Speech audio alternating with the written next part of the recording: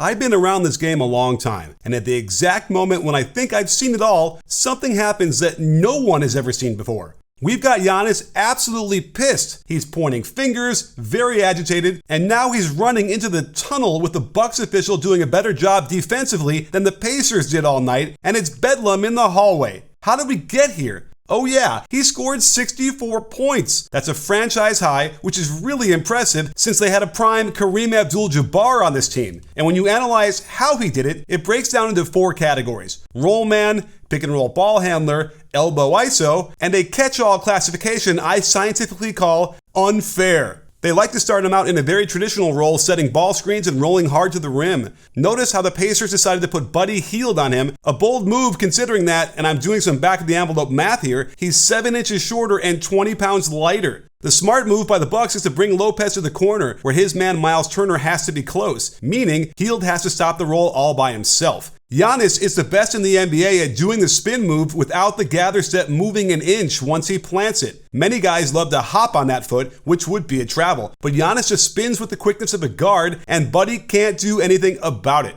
Maybe this one should have been filed under unfair. Here's another roll man play where he doesn't even have to set the screen on Middleton's man. He sees Turner out of the lane, worried about Lopez, and just pats Bruce Brown on the back as if to say, nice try, and finishes the off-target lob play as if it's nothing. We get 2 ball screens in a row to get the defense shifting from side to side. And I think Toppin got so frustrated at the futility of it all that he does a little Swan Lake move to put Giannis on his seat. Now, why was Giannis so upset after the game? It started trickling in that he wanted the game ball, and I get it. He had a career high, and he has given milestone game balls like this to his mom in the past, so it's important to him, no doubt. Luckily, we got Legend Z out here with the lip reading, and it just seems weird why the home team wouldn't have been able to get the ball to him. It turns out that as soon as the game was over, they were on top of it. This is a Bucks security official, and he clearly gets the ball once the buzzer sounds. He then hands it to someone else who presumably takes the ball to their locker room for safekeeping. In the middle of this argument, why isn't he telling Giannis he already got the game ball? And why is Giannis targeting Halliburton? Was it the same reason he gave him a forearm shiver to the chest during the game? This game was chippy from the start, and after the nice poster dunk, Giannis wants to make a little statement, and the refs correctly gave him a technical foul. So it's understandable that Tyrese is still confused why this giant is picking on him.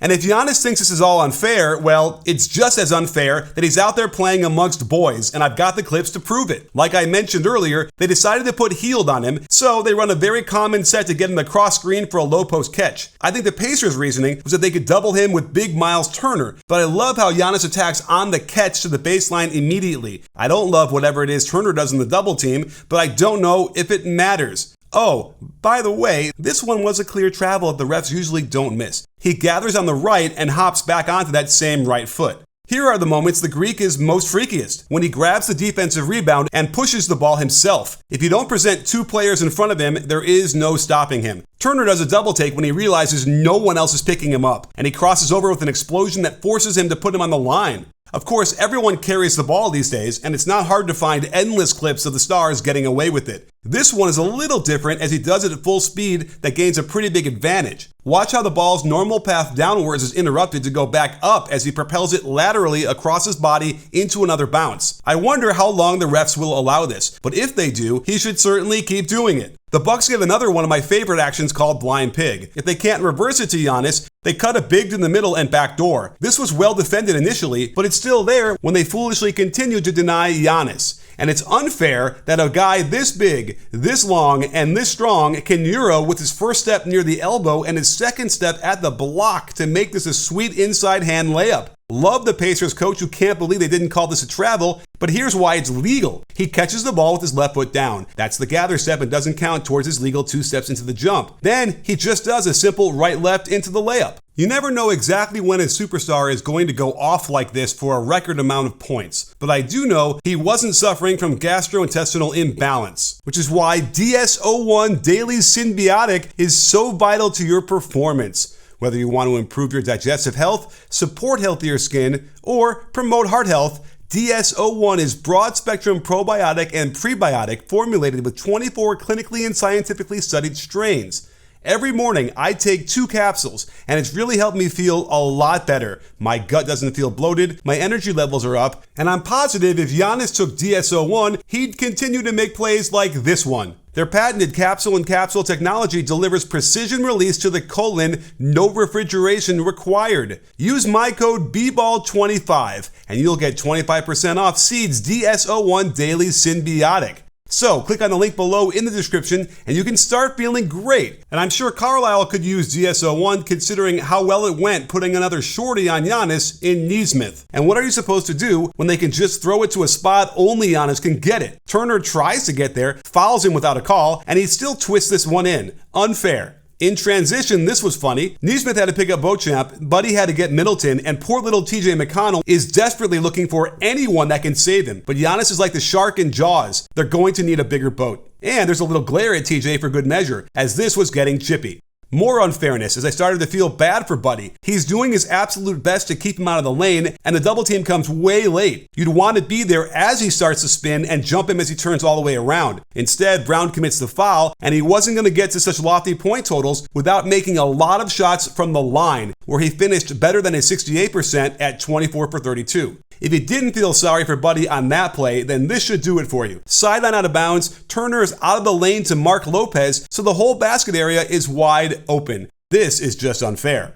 It was finally time to pick on someone his own size, and Giannis even waits to come down the court to see if his teammates can get something going. Instead, he's catching to the top of the key, Turner is in position, and Giannis proceeds to bulldoze him out of bounds with Bruce Brown getting in on the foul action too. And it happens again as the Bucks were starting to blow them out. Giannis jogs back to let Middleton run the show, but watch Nesmith almost try to take a charge for a second, then realizes how futile that was, just in time to get run over for the off-foot finger roll soft off the bankboard for another and one. Wow, and unfair. The thing that separates Giannis from a lot of other overpowering big men in the past, like Wilt Chamberlain, is his ball handling ability. This is what it would have looked like had they let Wilt run the pick and roll. And there's a lot of subtext on this final score of his as Oscar Tshiebwe gets caught trying to backpedal against a 7-footer who's hitting him with a lefty in and out dribble, quick releasing the floater for the and one. Now we can start to understand why Giannis had trouble getting the game ball. It was Oscar Tshiebwe's first official NBA point, so we always get the game ball. We were not thinking about Giannis's franchise record. A couple of minutes later, several of their players ended up in our hallway. Never mind that Tshiebwe scored a free throw versus the Lakers in the in-season tournament final. None of those stats count. And the Pacers have a history of getting the game ball for a player who scores their first NBA point. So at least now it makes a little more sense. What doesn't make a lot of sense to most defenses in the league is how to defend the pick and roll when Giannis is the ball handler. And this year, he's attacking in this role more by an order of magnitude. And he's always been elite at this, which makes you wonder why it took so long for them to unleash it, even with a player like Dame. And it's no surprise the Bucks are running more pick and rolls overall than ever under Adrian Griffin. In the first, we get another one of those crossover dribbles where the ball is being manipulated in two vectors, and I just think this is too much of an advantage for a player that is already, as proven earlier, unfair. We can see how it stops floating downwards and is then moved laterally a great deal before the ball is bounced again. So we hear the Pacers bench call for two things. Change the tempo of the game. Well, how many times is he going to travel? I can understand the first yell, but this is not a travel. He ends the dribble with his left foot on the floor. That's the gather step or zero step because it doesn't count towards his legal 2 steps into the jump. Then it's a simple right-left into the inside hand layup. This one could also be in the unfair department because he forces a switch of a guy his size onto him, but he's going full speed downhill and able to do that legal spin move where his gather step does not hop. His next foot is the pivot and he amazingly does not move that foot either as he screeches to a halt and finishes the dunk on a completely powerless Miles Turner. Wow. He targets Turner again as if to say, I don't need to attack size mismatches, I can do this to anybody. And Turner is a good defender. Now this one could have definitely been called an offensive foul as he lowers his shoulder and initiates all the contact that crumples Turner to the floor in an impressive display of speed and power. I just don't think you can pick him up early in the backcourt and try to pressure because they'll bring the ball screener to the half-court line and this is like a fast break for him. Jackson is a sitting duck, tries to take the foul even, but that doesn't even faze Giannis. Now, this looks like 3 steps on his way to the basket and a travel. And if you go frame by frame, you can't catch one where he has ended the dribble with both feet off the floor, meaning the next foot to touch is the pivot. If that's the case, then he illegally lifts his pivot and puts it back down before shooting or passing. That said, in real time, it's hard to expect the human eye to completely pick this up, and if they're not positive, they're not going to call it.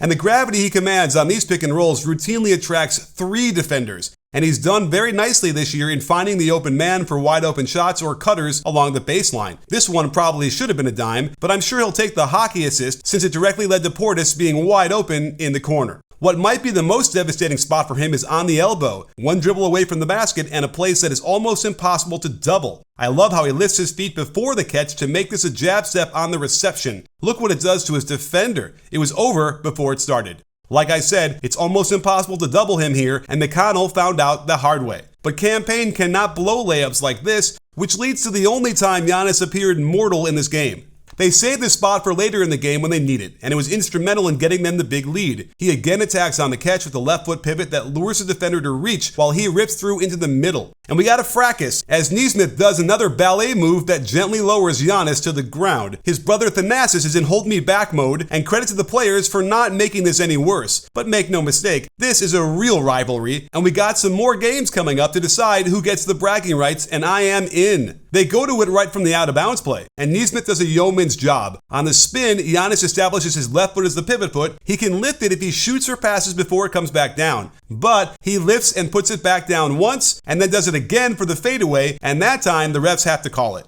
They went to it one more time, and it earns him 2 more free throws for a very healthy return on his elbow touches. And if that wasn't enough, he was making plays all over the place on defense. That generated no less than 3 buckets for him in transition, with a great strip out top of Turner that leads directly to the dunk. Turner screams for a travel, and honestly, it could have been, but it's a really quick play and hard to tell. If you think he gains control here, then his left foot is the gather step, his right foot is the pivot, and it becomes a travel. But in real time, the ref could interpret his control happening here, and his next step is the pivot, which is allowed to tilt up to have his toe touching the ground like this, doesn't move again until he jumps for the dunk, making it legal. He tortured Turner again in the second half, blowing up the handoff and right to the rim for a finger roll to increase the lead to 16. He seemed to relish his matchups with Halliburton, probably fouling him here to force a turnover, but if there's no whistle, the show must go on, and no one is getting in his way on this one. And he seemed to have an extra burst of energy when he found himself picking Hallie up, casually knocking the shot away, and then closing the gap like few others can on the sidestep 3 that doesn't get close to going in.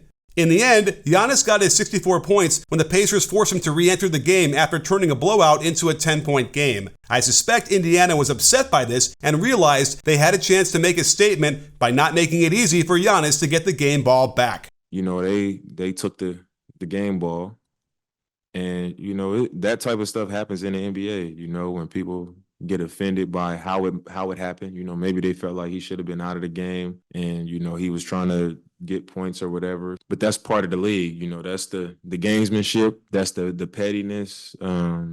It happens. I have a ball, but I don't know if it's a game ball. It doesn't feel like the game ball to me. It feels like a brand new ball. But it's okay, you know. Lives continue.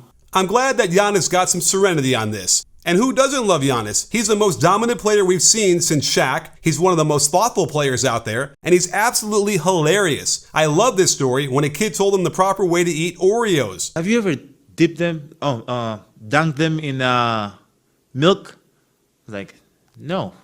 It's like, you should try that. So I was like, okay, cool. We did the commercial. I took the milk.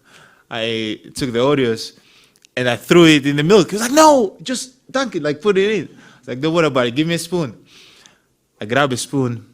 I took the first one. I was like, what the hell? No freaking way. It's like, you like them? I was like, bro, this is amazing. We might never know who got the actual game ball, but I don't think that even matters. It certainly doesn't take anything away from the incredible game he just had. In fact, it makes it even more memorable, since I know when I'm telling my grandkids about the NBA one day, I'll probably start with the story of how Giannis dominated the Pacers, then took his ball and went home.